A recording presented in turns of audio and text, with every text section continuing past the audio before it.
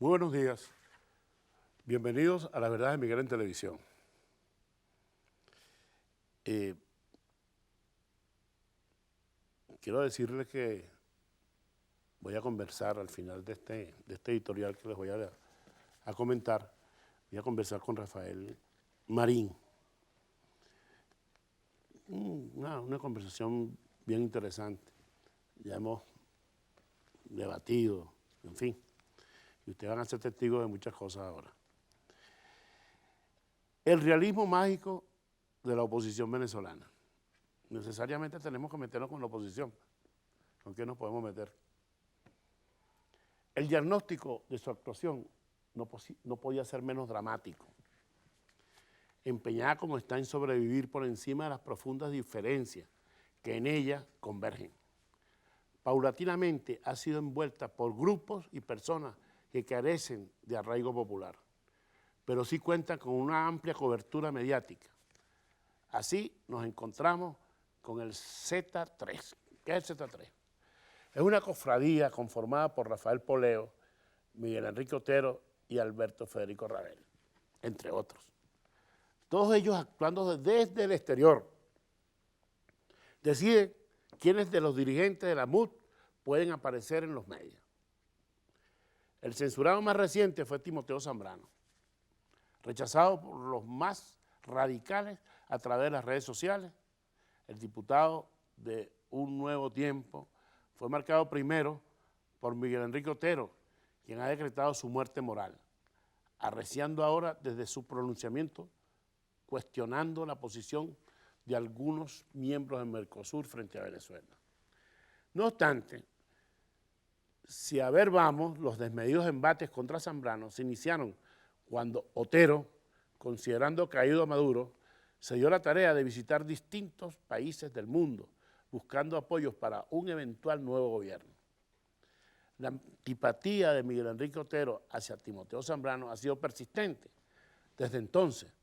Entre tanto, el editor del Nacional y Alberto Federico Rabel, La Patilla, asociados con fracciones extremistas, han instalado el más poderoso laboratorio de guerra sucia que se conozca en lo que va de siglo XXI, por supuesto. Financiado por empresarios colombianos, oígase bien, empresarios colombianos, con quienes el Z3 mantiene relevantes intereses económicos. Curiosamente, estos hombres de negocios neogranadinos se ocupan de proteger a Piedad Córdoba, exigiendo que, exceptuando asuntos políticos de tinte oficialista, sin mayor notabilidad, la ex senadora colombiana no sea mencionada en los medios comprometidos. Mientras no puede disimularse los contrastes en el Z3, Rafael, Poleo, Enrique, Rabel. Tanto Rabel como Enrique aceptan, es profeso, que Poleo actúe por cuenta propia, creando matrices de opinión sin consultarlas. No olvidemos que Poleo siempre hizo lo imposible por acercarse a Chávez desde que éste se encontraba en el hospital militar a un paso de ser indultado. No obstante, el líder del 4 de febrero estuvo muy poco tiempo acompañado por el editor de Santa Rosalía. Tan pronto se dio cuenta de la separación, Poleo comenzó un severo cuestionamiento de su actuación. Incluso, por cierto tiempo, manejó la tesis de una reedición de una URSS, Unión de Repúblicas Socialistas Soviéticas, latinoamericana, cuya capital estaría en La Habana. Sus planteamientos fueron el hazmerreír de la política, razón por la cual optó por un exilio voluntario que lo ha llevado a ser asiduo de ciertos cafetines de Miami, donde hoy se perfila como voz clamante en el desierto. A diferencia de Poleo, sus otros dos compañeros de infortunio, entre comillas, han sabido ponerse bajo la sombra de empresarios corruptos, antes identificados con el gobierno actual y ahora prófugos. Ellos cuentan además con el apoyo soterrado de algunas plantas de televisión. Otero y Rabel se encargan de montar encuentros furtivos en el exterior, alentando varias candidaturas presidenciales, porque de esa manera juegan al fracaso una alternativa distinta a la representada por el polo patriótico. Lo más importante de esas reuniones, o la más importante, fue celebrada en diciembre del 2015, conocida como Pacto de Madrid, donde el Z3 convocó un grupo de empresarios para apoyar a Henry Ramos Araújo. En cuanto a la trayectoria terrorista del Z3, desempeña un papel similar al de Patria y Libertad en Chile, en procura de una dictadura militar que extirpe, así lo dicen, el cáncer socialista, como consideran ellos al actual gobierno. En definitiva, el Z3 ha ido ocupando los espacios mediáticos de la oposición, enrumbándola hacia enfoques fundamentalistas. Para ellos es más importante promover el revocatorio que impulsar las elecciones regionales, a sabiendas que esta iniciativa podía darle a la MUD el empuje que necesitaba para presentarse como una opción creíble para quienes adversan al gobierno del pueblo patriótico. Bueno, vamos entonces a unos compromisos y regresamos con Rafael Marín.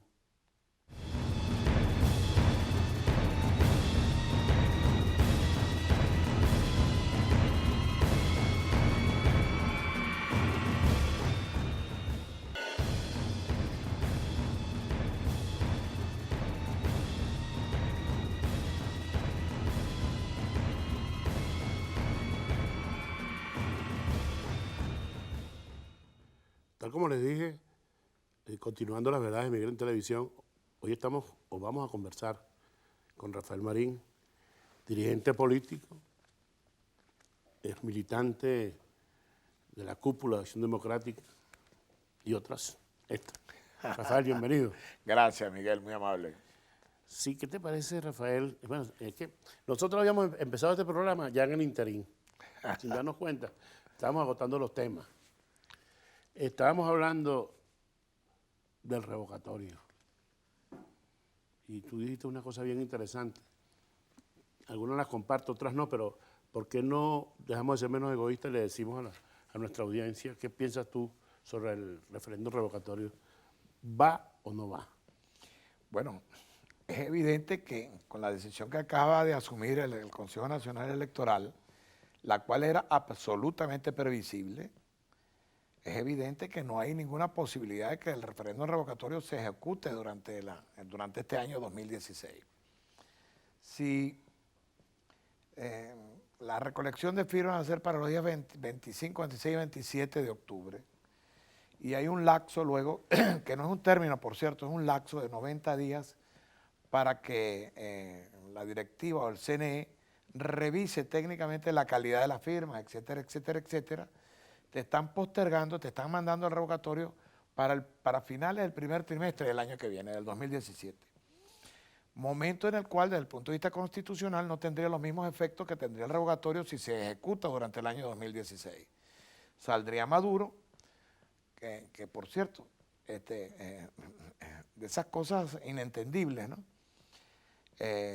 La última parte del artículo 72 dispone que cuando se produzca la vacante, 72 en concordancia con el 233, creo que, de la Constitución vigente, dispone que cuando se produce una falta absoluta, y en este caso, el presidente o el revocado, sea el presidente o cualquier otro funcionario que revoquen, una de las causales de falta absoluta es precisamente la revocación del mandato. Si se produce esa falta absoluta, el premio que le otorga la Constitución es que el revocado tiene la decisión en sus manos de designar a su sustituto para que culmine el periodo para el cual él fue revocado. Eso es un absurdo desde el punto de vista, digamos, de la racionalidad jurídica, pero bueno, está establecido en la Constitución y esa es la que manda. Entonces, si el referéndum se hace el año que viene, pues sencillamente el señor Maduro hará uso de ese premio que le otorga la Constitución de designar a quien tenga bien, pues a su vicepresidente, sea quien sea, para que le sustituya y culmine su mandato presidencial. A mi juicio, yo creo que en la mesa de la Unidad Democrática no se midió bien la decisión política que se iba a tomar cuando se asumió la ruta del revocatorio, teniendo otras opciones constitucionales, verbigracia, la enmienda constitucional, la reforma constitucional, la propia constituyente. El revocatorio era una opción que tenía y tiene las paticas cortas, porque tiene un lapso para que produzca el efecto deseado, que en este caso era sustituir al presidente Maduro. Sustituido al presidente Maduro en este año, pues estábamos obligados, o está obligado el Estado, el Consejo Nacional Electoral, a convocar un proceso de elecciones para designar al nuevo presidente de la República, que está llamado a concluir ese periodo. Pero tenía las paticas cortas, para expresarlo coloquialmente, como fórmula constitucional del revocatorio, porque si no se lograba, como efectivamente sospechábamos muchos que eso no se iba a lograr, si no se lograba en el término deseable que era el 2016, pues sencillamente carecía de la fuerza política y de la fuerza jurídica que la sustitución definitiva del presidente hubiese tenido. Pudo haberse optado por otra opción constitucional. Hay varias opciones constitucionales, pacíficas, democráticas, electorales, que es la cantaleta, es el recetario al que muchos voceros de la dirección política de la oposición nos tienen acostumbrados. Siempre será deseable frente a un gobierno y a un Estado que esté en proceso de desvencijamiento, de disolución, frente a un régimen desastroso, siempre habrá que apostar, por lo menos así pensamos los demócratas, a una salida pacífica y constitucional. Cualquier otra salida sería un berenjenal terrible desde el punto de vista histórico, desde el punto de vista sociológico. Está demostrado que la salida de fuerza en Venezuela tiene su réplica. El 18 de octubre del 45 tuvo su réplica el 24 de noviembre de 1948. El 24 de noviembre del 48 la tuvo el 23 de enero de 1958. Y todas las opciones de carácter guerrerista y digamos no democráticas que durante estos largos 18 años ha habido en contra del régimen han tenido efectos demoledores y negativos. De manera que los demócratas apostamos a una salida constitucional. Creo que la oposición venezolana debió, en el seno de la Mesa de la Unidad de la MUD, haber debatido con profesionales del derecho constitucional y con gente con sentido, con agudo sentido político, opciones diversas al revocatorio. Mira, una pregunta, ¿tú eres demócrata? Profundamente demócrata. ¿Firmaste el decreto Carmona? Para nada. ¿No estuviste presente allí? Es más, no solamente no estuve presente, me retiré del Palacio de Miraflores y no firmé el decreto. Es más, fui a advertirlo. Fui a advertir al señor Carmona de que con ese decreto estaba cometiendo un grave error.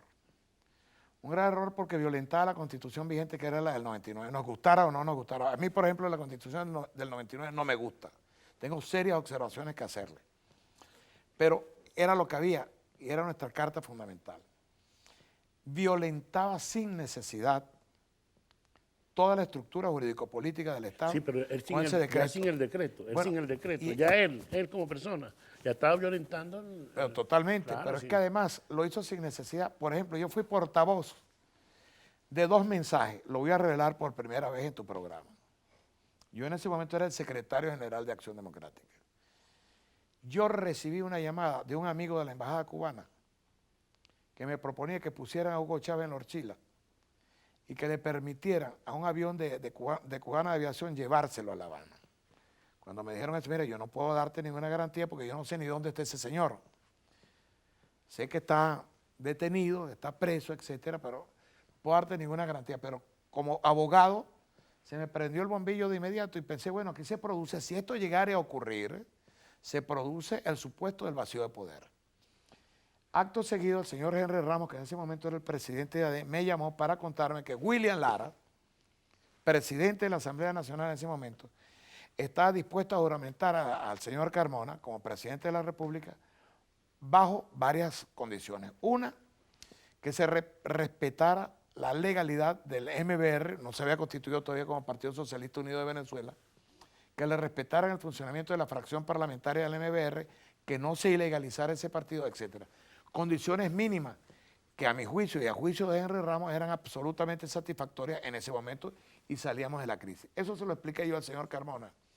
y me dijo que ya era tarde porque los militares tenían una decisión tomada. Y bueno, ¿y quién va a mandar, usted o los militares? Sí, pero de acuerdo a la constitución de la que estamos hablando, de la República Bolivariana de Venezuela, Carmona, perdón, antes de ir a un corte,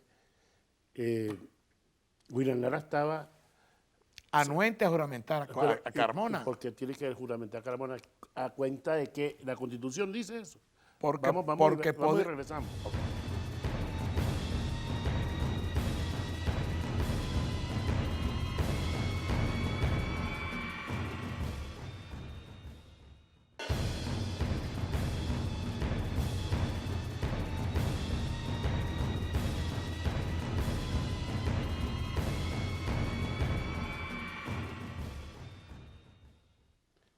Estamos conversando con Rafael Barín.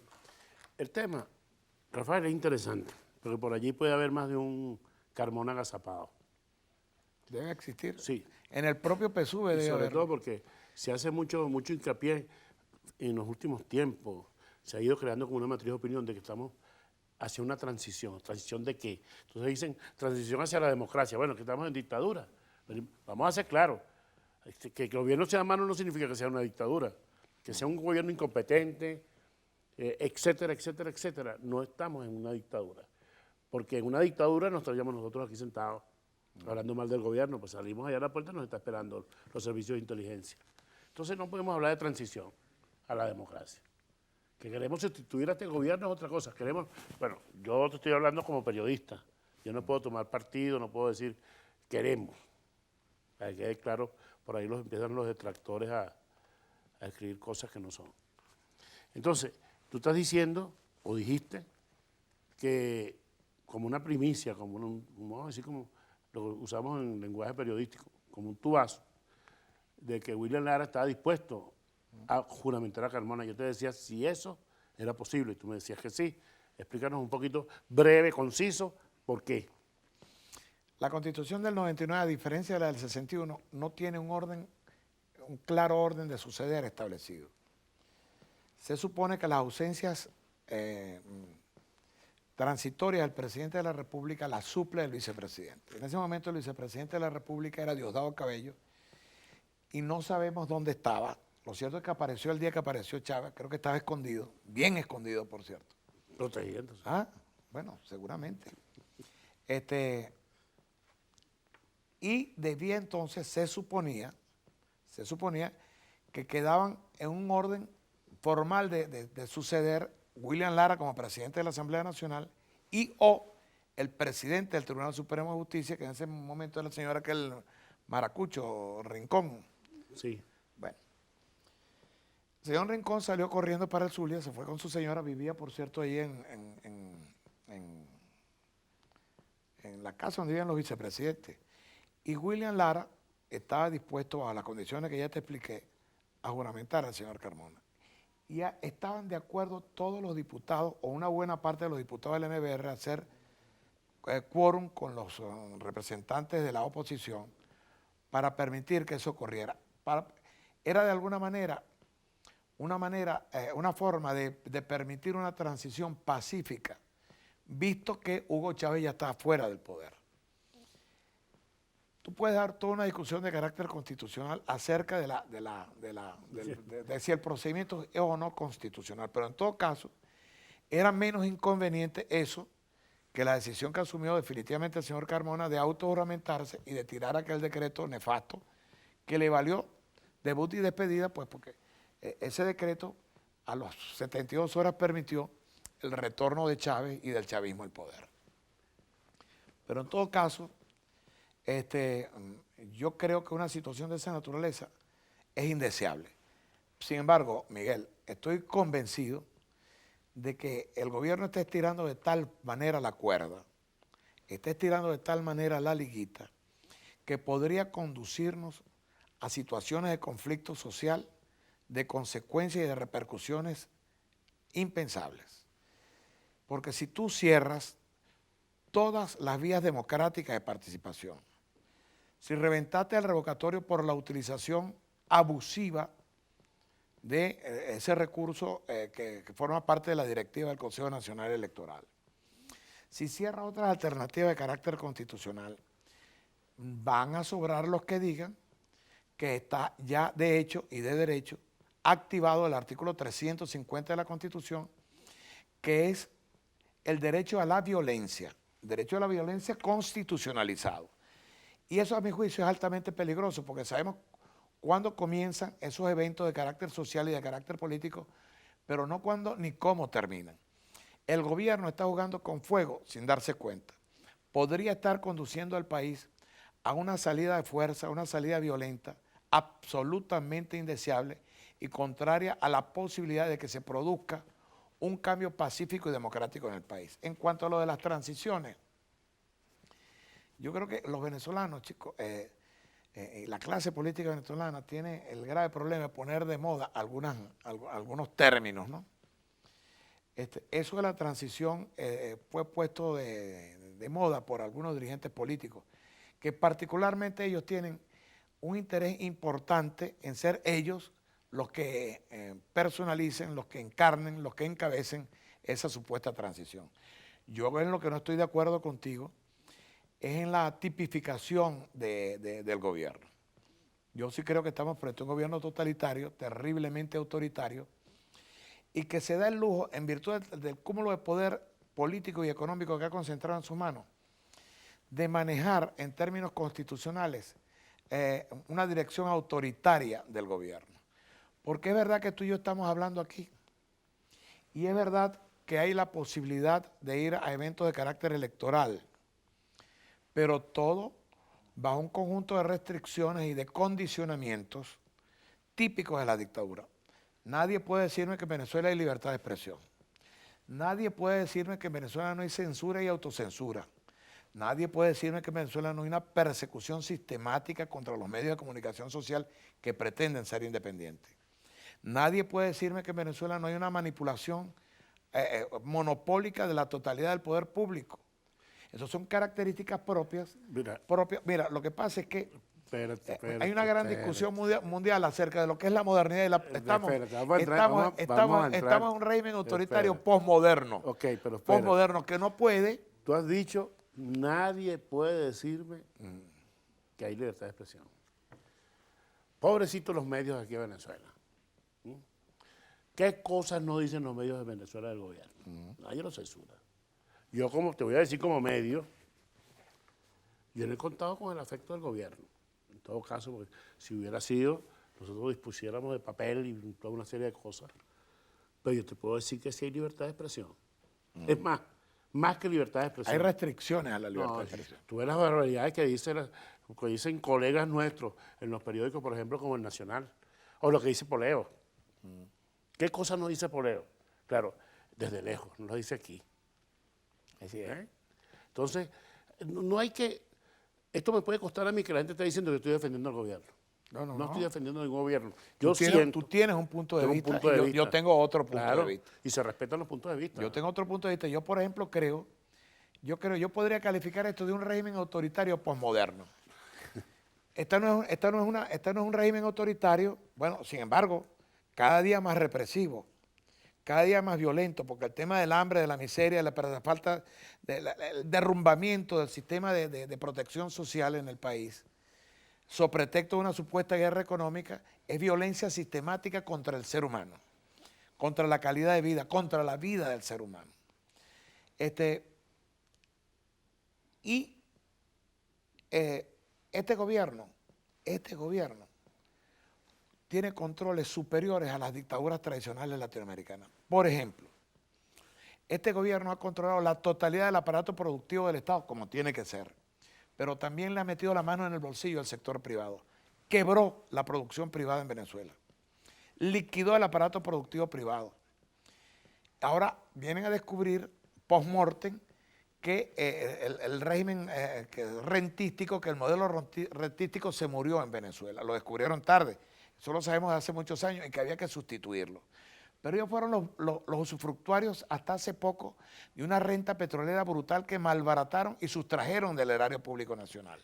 Unas cosas son las políticas erradas. Por ejemplo, las dictaduras militares latinoamericanas, las nuestras, la de Pérez Jiménez, por ejemplo.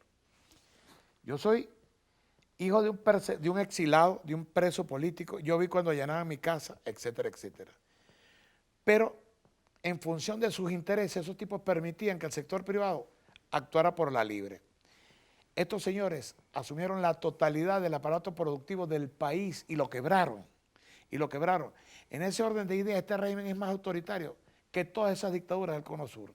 Ahora, Videla, Pinochet no permitían elecciones. Estos permiten elecciones. ¿Pero qué tipo de elecciones? Unas elecciones condicionadas y regimentadas por un Consejo Nacional Electoral que ellos designan a dedo, con personas que son afectas, incluso militantes de su partido político. Entonces son características autoritarias, Miguel, por más que nos empeñemos en negarlo, son características autoritarias. No estamos en vigencia plena de un sistema de libertad, de un sistema democrático que funcione como debe funcionar una democracia contemporánea en el siglo XXI. Sí, mira, vamos a cumplir nuestro compromiso y vamos a hablar un poquito de eso que el Estado le mete la mano al sector privado, como sector privado pobre, sector privado. Yo no soy aquel defensor del... sector Óyeme, yo nunca he tenido... Yo no soy propietario de medios de producción y tengo profundas críticas que hacerle al sector privado venezolano, que ha sido un gran beneficiario y parasitario del régimen de capitalismo de Estado que hemos tenido desde siempre en este país. Más ahora. Más ahora. Más ahora. Vamos.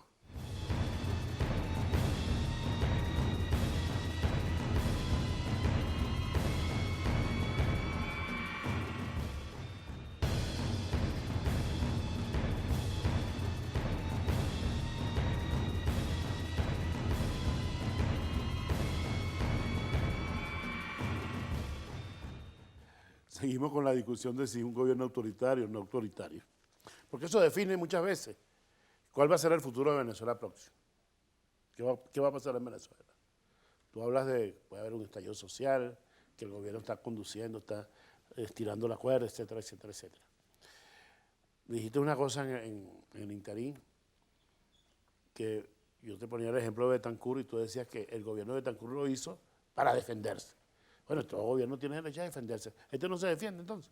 Mira, yo la violación de los derechos humanos no la justifico bajo ningún concepto. ¿Este gobierno viola los derechos humanos? Bajo ningún concepto, totalmente. Dime ejemplo. Totalmente, chicos. Bueno, el ejemplo soy yo. Rafael. El ejemplo es Rafael Marín. Yo estoy vivo de milagro. ¿Por qué? A mi carro le metieron saliendo del Congreso 11 disparos y me destruyeron. Yo tengo la mitad del cráneo reconstruida. En estado de coma profundo me dejó el régimen. Yo puse la denuncia ante la fiscalía y no hay un preso. Y todo el mundo sabe que eso fueron gente mandada por el régimen a liquidarme físicamente. No, pero espérate. olvidémonos de la violencia callejera. Quedar Oye, chicos, los presos políticos. No, pero espérate, no puedes quedarte en el aire. Tú dices, eso fue gente enviada por... Coño, pero Acción Democrática no enviaba a sus cabilleros a caerle a palo a la gente igual. Bueno, ¿a quiénes? ¿Cómo que a quiénes? ¿Ah? ¿Cómo se terminaron las manifestaciones obreras en Venezuela? Bueno, pero fíjate, tú estabas muy pequeño, yo también. Yo la violencia y la... No, yo soy más viejo que tú. No, pero de todas maneras... La violencia y la represión no la justifico bajo ningún concepto. Bajo ningún concepto. Sin embargo, no se puede comparar la reacción de Betancur contra los golpes de Castro León y de la extrema derecha militarista y contra las invasiones cubanas por Machurucuto a los actos de represión de este gobierno contra dirigentes políticos. Yo quiero que alguien me explique a mí por qué está preso Antonio Ledesma, por qué está preso Leopoldo López, una acusación que todavía no he logrado demostrarle palmar con elementos probatorios materiales eficientes que el tipo es responsable de acciones de violencia. ¿Por qué está preso? Los muchachos, chicos, esos muchachos que están metidos en la cueva, ¿cómo que llaman? La urna, la tumba.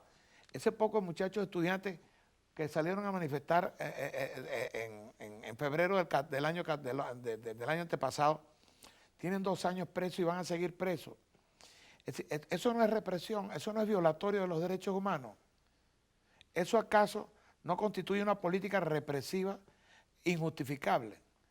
Bueno, hermano, por ejemplo, ahora, fíjate tú, si nosotros vamos a justificar los actos de represión del gobierno de Maduro porque los gobiernos anteriores cometieron actos represivos. Tú estás diciendo que entonces yo estoy actos represivos. Entonces tú a lo que aspiras es a que el país evolucione, no a que se retrotraiga a situaciones de violencia superadas. Para nada, yo no justifico la violación de por derechos eso humanos. yo no la justifico. Ahora, por ejemplo, la cárcel de Leopoldo López, eso es producto de la impunidad. Porque si hubiera aplicado la ley en el año 2002, Leopoldo López todavía estaría preso todavía. Participó abiertamente con golpe de Estado, violó los derechos humanos de Rodríguez Chacín, violó los derechos humanos de Tony William Sack, y etcétera, etcétera. ¿Por qué no lo metieron preso? Ahí tú ves. Ahí ¿Por qué no donde lo está. metieron? Entonces, Es una de los es una prisión tardía. Eso, Pero bueno, eso no, bueno, eso, no se justifica. eso es como que tú me digas que a Petróleo Crudo, Mira, que violó y asesinó gente, no lo metieron preso, sino porque se comió la luz, son dos cosas distintas. una luz roja. Yo soy partidario, para que tú veas, yo soy partidario de una ley, de una amnistía. No, que es un terrorista que está preso, a mí no me importa. Aquí la izquierda Por cierto que te voy a decir una cosa, mató Miguel, policías en los años 60, no mató policías. Sí, mató. Mira, por cierto que te voy a decir una cosa. Fueron indultados. Por cierto que una de las cosas que yo quería plantear, como una de las opciones de la oposición venezolana, que luce incongruente, incoherente, apostando más a los intereses particulares de quienes forman parte de la cúpula de la MUD, que a los intereses de Venezuela, los intereses nacionales, los intereses de la patria, de la nación, de la gente, del ciudadano común. Porque, por ejemplo, si yo hubiese estado en la Asamblea Nacional, hubiese propuesto que se aplicara un decreto de amnistía.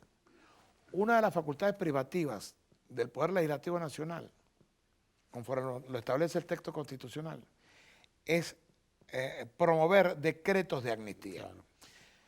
Es decir, ¿por qué la Asamblea Nacional y la oposición venezolana no lo ha hecho? Podrían decir los que juegan adelantado, bueno, porque seguramente la Sala Constitucional, que es un brazo político del régimen, cosa que es verdad, un brazo político del régimen, va a declarar la inconstitucionalidad del... Pero chico, tú no puedes decir que el río está crecido antes de intentar cruzarlo. Asúmelo y lo agregas una raya más al tigre, una línea más para el expediente de prácticas antidemocráticas en el país, pero intenta el decreto legislativo de amnistía. Eso podría hacerse. El gobierno no lo va a hacer. Este gobierno no lo va a hacer porque no está en el espíritu de quienes dirigen el país va a producir un perdón de esa naturaleza. Por cierto que creo que cometen un grave error. Sí. Creo que cometen un grave error. Bueno, pero sí está en manos, por ejemplo, de Henry Ramos y de la gente de la Asamblea Nacional asumir una responsabilidad de esa naturaleza.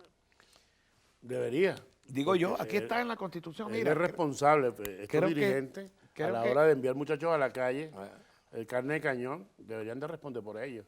Fíjate tú, yo estaba leyendo en estos días un discurso de Pérez Jiménez. Aquí está, mira. Espérate, déjame decirte un momentito. El numeral quinto del 187 constitucional dispone que la Asamblea Nacional puede decretar amnistías. Okay. Puede decretar amnistías. Fíjate, yo te decía, yo en estos días leí un discurso de Pérez Jiménez, año 57, una memoria y cuenta, y digo que la historia se repite. Pérez Jiménez allí dice, nosotros vamos a castigar a aquellos muchachos que son enviados a la calle a protestar contra el gobierno, porque quienes los envían a ellos están atrás, nunca dan el paso adelante. Eso ocurrió también con Betancur. Enviaban a los estudiantes a la calle y los verdaderos responsables están atrás. Eso sucedió con Caldera y sucedió con Chávez y ahora con Maduro. Los políticos, yo quisiera ver un político aquí de la oposición o del gobierno, en su defecto, pues decir, asumir la responsabilidad frente a un disturbio. Un político que salga y diga, si soy gobierno, voy a castigar duramente, en el marco de la ley, a quienes insurjan, a quienes sean subversivos, de parte del gobierno. Y de parte de la oposición, yo asumo la responsabilidad por los muchachos que están en la calle. Yo creo que, mira, amén de la grave crisis que tiene Venezuela desde el punto de vista jurídico-político, un Estado autoritario, como ya lo dije, cuasi totalitario, amén de la dramática crisis económico-social que tiene el país, la inflación más alta, la inseguridad más alta, ya vamos rayando el 800% en la inflación acumulada este año, el problema grave de desabastecimiento de alimentos y de medicina, el desvencimiento de los servicios públicos, sobre todo el de salud. Pero amén de todo eso, lo que tiene Venezuela es una grave crisis de liderazgo. Ahí se están entredevorando los diosdadistas y los maduristas. La gente que se graduó con Diosdado parece que no ha tenido derecho a ascender a los puestos de comando de las Fuerzas Armadas Nacionales. creo que es la promoción del 84, lo tienen relegado. Tú escribiste, por cierto, sobre ese tema en una oportunidad. Se están entregando a cuchillo limpio. No han terminado de dividirse, de fracturarse, porque están jugando a la sobrevivencia. Saben que se les va la vida si se dividen. Pero en la oposición igual. Que alguien me explique a mí si a este país le interesa discutir el tema de la presidencia de la República en este momento, cuando hay que resolver problemas dramáticos de carácter social y de carácter económico. ¿Le interesa a este país un debate de esa naturaleza cuando lo que está planteado es ver cómo resolvemos el tema de la configuración jurídico-política del Estado, de la gravísima crisis económica y social que tiene el país? Ese es el debate que tendremos que adelantar. A mí se me hace que en la calle te están respondiendo afirmativamente. A nadie le interesa. Bueno, a lo mejor, así como tú dices, así como tú acabas de decir ahorita, que a lo mejor te dicen algunos que tú estás defendiendo al gobierno, no te extrañe que salgan a decir que yo estoy dividiendo la oposición. Pero no me importa, porque yo asumo mi responsabilidad. Claro. Y yo creo que tú tienes razón. Si de alguna manera la oposición venezolana hubiese privilegiado en el diseño estratégico opositor a este gobierno el interés nacional por encima de las banderías partidistas, de las posiciones burocráticas y burocratizantes, ya nosotros habríamos salido de este tema. Nosotros estaríamos encaminados a resolver la grave crisis que tiene este país. O sea que la crisis de liderazgo forma parte, y ética, la crisis moral, ideológica, el desvencimiento de los partidos. Aquí no estamos frente a partidos doctrinarios, chicos. Los partidos, todos, el del gobierno y los de la oposición, carecen de una propuesta, de un proyecto de país. ¿Qué propuesta ha hecho la oposición para sustituir o para resolver los graves problemas que ha generado este gobierno? Que van a ir al Fondo Monetario, Bueno, etcétera, imagínate etcétera, tú. etcétera. Nosotros no vamos al Fondo Monetario, vamos a ir Al fondo de la materia. al fondo de la materia. Ya regresamos.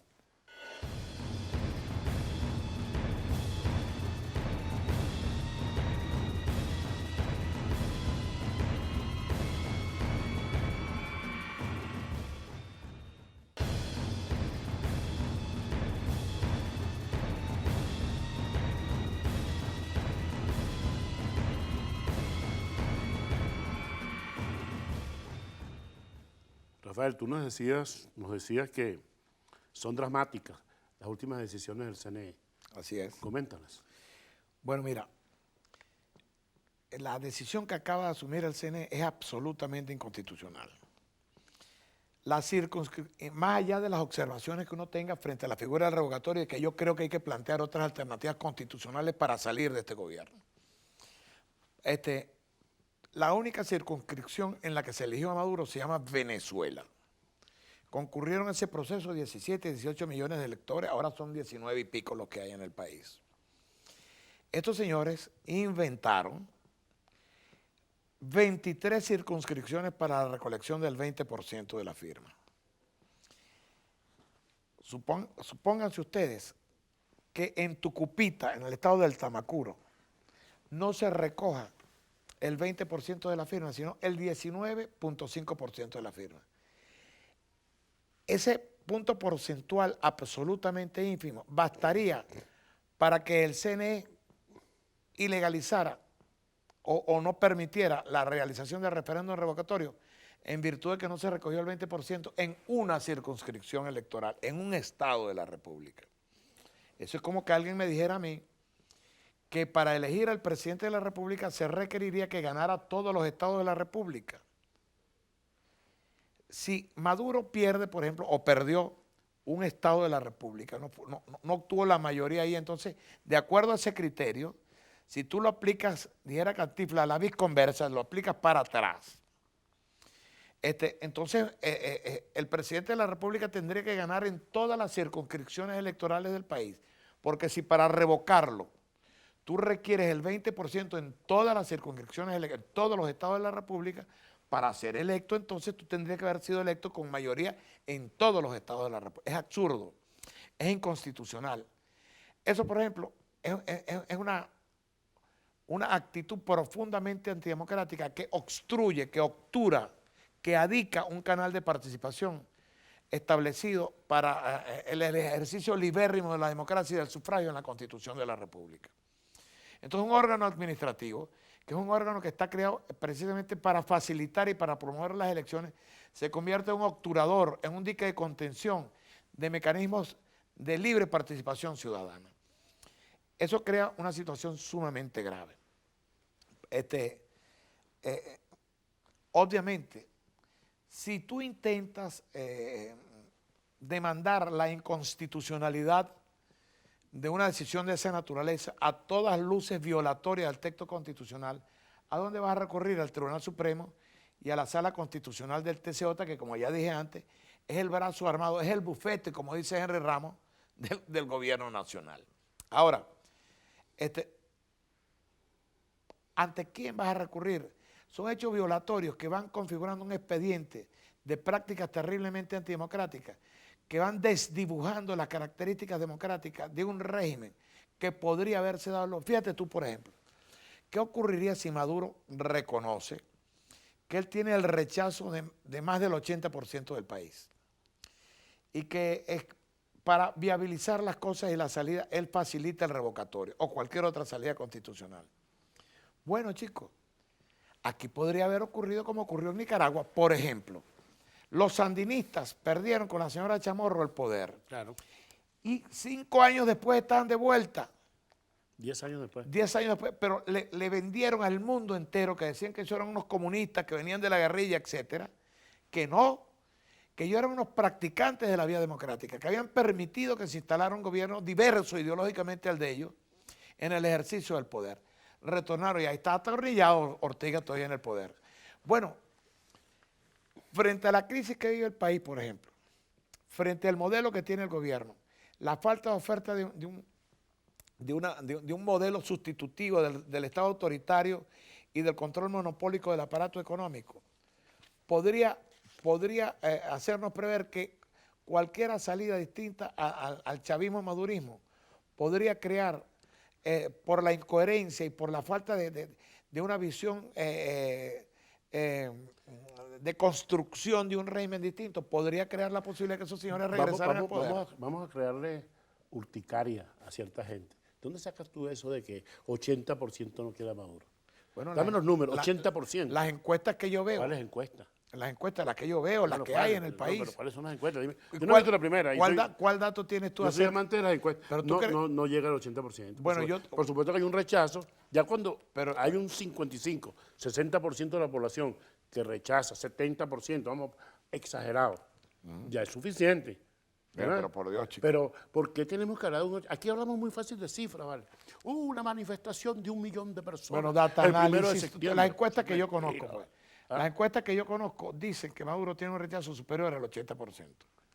Ahora bien, suponte tú que no sea el 80, sino que sea el 70, como tú dices, tú que manejas otras encuestas. Bueno, chicos, el ejemplo vale igualito. Tiene un rechazo brutal.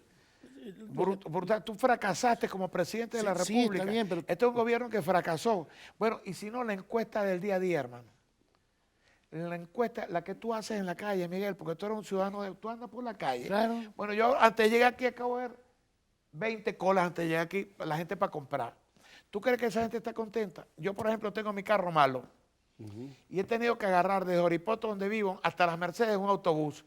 Y desde el chofer del autobús hasta la cocina, la gente hablando mal del gobierno, gente que otrora, en el pasado, hablaban bien del gobierno y fueron sufragantes del chavismo. ¿Por qué? ¿Cómo te explicas tú, por ejemplo, que la manifestación del 1 de septiembre, el 80% de los que estaban en la manifestación, fuera los que venían de fuera, procedían de las zonas residenciales del este de Caracas? Porque yo fui por ahí por el 23 de enero, por el Valle, por allá, por Propatria, y ahí no había movimiento, ahí está la gente comprando sus cosas. Yo te voy a decir una cosa. No, explícate esa situación ahí. Yo estuve en la manifestación, Miguel, y yo podría decirte, yo estuve caminando de Parque Cristal hasta la Plaza Altamira. Bueno, caminaste de la Plaza Castro. Pero óyeme lo siguiente, lo que yo vi bajando ahí fueron raudales de gente de Petare, de la bomba, que los conozco. Yo no sé, ese fue un fantasma. Hermano, no es ningún fantasma. Ahí había, esa fue una manifestación no tan importante como la del 11 de abril. Nunca, pero una manifestación importante de descontento. Ahora, que eso sea producto de la capacidad convocatoria de la MUT, lo dudo. Eso es lo que demuestra un estado de descontento y de rechazo del gobierno Y una gente a la que se le crea una expectativa que no sé cómo va a reaccionar ahora cuando vean que no hay revocatorio. Mira, te voy a decir algo, Rafael. Yo creo, primero comparto contigo, el país está en una crisis tremenda. Sí. No creo en el que el país se está cayendo a pedazos, no, eso, no lo veo así. No lo veo por cuestiones de vida, lo que yo estoy palpando en la calle. Yo noto, por ejemplo, que esa clase media que tanto se queja del gobierno, salieron de la manifestación del 1 de septiembre a los mejores restaurantes de Caracas a pagar un dineral, porque hoy en día un restaurante, tú sabes muy bien, se sientan 10 personas. Yo no puedo ir a un restaurante. No puedes ir. Yo vivo de mi jubilación como parlamentario. Y te quiero decir algo. No te llega. Te quiero decir algo, y lo confieso paladinamente, no me importa. Esa miseria que yo cobro, que son 60.000 bolívares, como parlamentario jubilado, no me alcanza para pagar la canasta básica. Cuando yo pago la hipoteca de mi casa, que son unos miserables 4.000 bolívares, el banco, ahí está, puedo decir hasta el banco al que le debo los reales. No pago la luz. Cuando pago la luz y el agua, no pago la hipoteca. Y cuando pago estas tres cosas, tengo que recortar la carne de la casa, hermano. Entonces yo soy un hombre de clase media. Yo soy hijo de profesionales, me gradué, fui un tipo, etcétera. Yo nunca he sido ni lumpen ni rico. Yo soy un hombre de clase media. Si la clase media venezolana está pasando por... Imagínate tú. La verdadera clase media venezolana. Imagínate tú, hermano querido, qué ocurre con los sectores... con los sectores deprimidos, Se nos está acabando el tiempo. los sectores marginalizados desde el punto de vista social, no están comiendo, Miguel. No están comiendo, hermano. Esa es la verdad verdadera, viejo querido. La crisis es dura. Hay dos planteamientos. Hay que salir del gobierno y hay los que dicen que no hay que salir del gobierno. Yo creo que hay que salir de este gobierno, como necesariamente. Como dije antes, por cualquiera de las vías que está pautada en la Constitución. No llegan al diálogo, por ejemplo. Ahora, pero escúchame, yo soy tiempo. partidario del diálogo, no lo tratamos, por cierto. No lo tratamos. Yo soy partidario del diálogo, pero todos los diálogos que se han producido sobre el planeta que han tenido éxito han sido sobre una agenda previa. Claro, y sin con condiciones. Una agenda previa. Y sin condiciones. Con una agenda previa. Si tú no sabes sobre qué vas a dialogar, sino que le vas a tirar trompetillas a la luna, si va a llegar un diálogo con una pistola a un juego de dibujo libre, y no vas con una agenda preestablecida para discutir temas concretos sobre los temas que tienen que ver con la crisis, con la grave crisis, que entonces no tiene sentido el diálogo. Pero nosotros nos estamos poniendo de acuerdo. Es necesario el diálogo en Venezuela. Yo estoy totalmente de acuerdo, incluso hasta para salir del gobierno. Y para salir del gobierno. Incluso yo, por ejemplo, para que el gobierno se quede. Yo me sentaría, lo que pasa es que el gobierno tiene unos interlocutores muy malos. Por ejemplo, la Mesa de la Unidad Democrática, que es un logro importante, pero no es suficiente, no incluye en esos sectores a los gremios profesionales, a los sindicatos, a los estudiantes, a grupos minoritarios, etcétera. El diálogo tiene que ser entre todos los factores que están implicados en la realidad nacional, porque si no, no se resuelve la crisis. Mira, sí, fíjate, vamos a quedar pendientes para otra ocasión. Con mucho gusto. De verdad que... Y ahora que me anunciaste que voy a escribir otra vez La Verdad de Miguel, pues puedo continuar ahí. Te saliste con la tuya. Bueno, amigos, hemos conversado con Rafael, amigos y amigas, con Rafael Marín, el gobernador de Guárico. De Apure. De Apure, ¿verdad? Pero guariqueño, ¿no? Yo nací en Ciudad Bolívar, me crié en el Guárico, pero viví en Apure y fui gobernador de Apure. Es dirigente de Acción Democrática, ex secretario general y ahora libre pensador. Será pues hasta el próximo secretario ejecutivo de Soluciones, un movimiento, una asociación civil que se va a convertir en un movimiento político muy pronto. Bueno, muchas gracias, Rafael. Hasta el próximo domingo. Gracias a ustedes.